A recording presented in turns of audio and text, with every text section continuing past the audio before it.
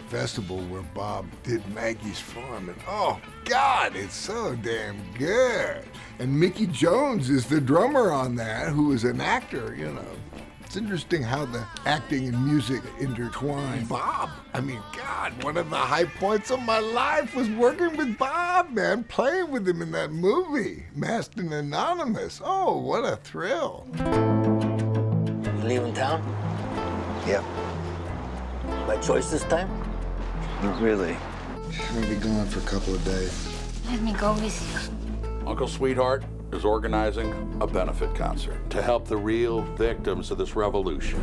Do you ever dream? Yeah, I dream. He and Larry Charles worked on it for years, and Larry Charles, this was going to be his first film that he directed. Said, you know, you're kind of the, you know, senior thespo on the show. You know, you're going to help me do stuff. Why don't you go out and jam with Bob and do some acting exercises or something? I said, you're kidding? He said, no, do that. So Bob was totally up for it. And we spent a half a day acting, which is basically advanced pretend. I can't remember what specifically we did, but I remember how much fun it was and how game he was and how good he was at it. I mean, I think he's such a wonderful actor. And I was surprised that that movie didn't do more biz. And the cast that was assembled was pretty remarkable. We shot it 2 weeks. Fast and furious. I remember talking to Bob, and I think he was a little concerned that people were just involved with the movie because of him, not because of what the story was. I said, oh, well, I love the story, Bob, but the chance to just be in your presence, man, I feel so fortunate just to be alive in the time of this guy. It's like being alive when Shakespeare was around. I stopped trying to figure everything out a long time ago. We had a casting director, Meg Lieberman, who's a great casting director and was the partner of the Seinfeld casting director, who I knew very well. But Bob Dylan was really the casting director. And once the word was out that Bob Dylan was making a movie, everybody wanted to get involved.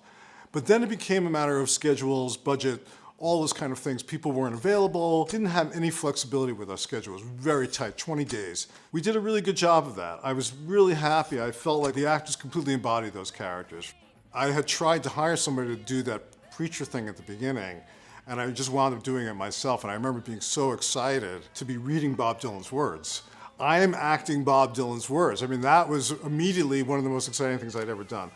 Well, one thing he and I did do a lot of together early on was watch Johnny Cash shows, also from the 60s, and most of the music, when you see Porter Wagner or those kind of guys in those elaborate costumes also, most of the music was shot in one take, going from Porter to the guitarist and the string guitar and the pedal and the bass player, stand-up bass, and moving around and not cutting. One take of the song. We would do it a second time, usually just for safety, but we usually got it the first time.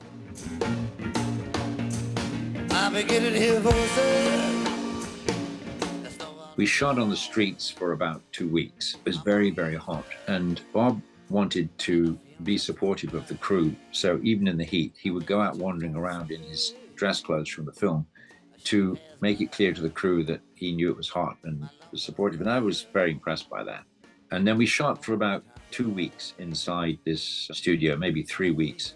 Lots and lots of scenes. The scenes with Luke Wilson smashing the guitar over Jeff Bridges' head, and in the film, which is a guitar that you now have in the museum, because I kept it. They were going to throw it away as junk, and I said, that's not junk.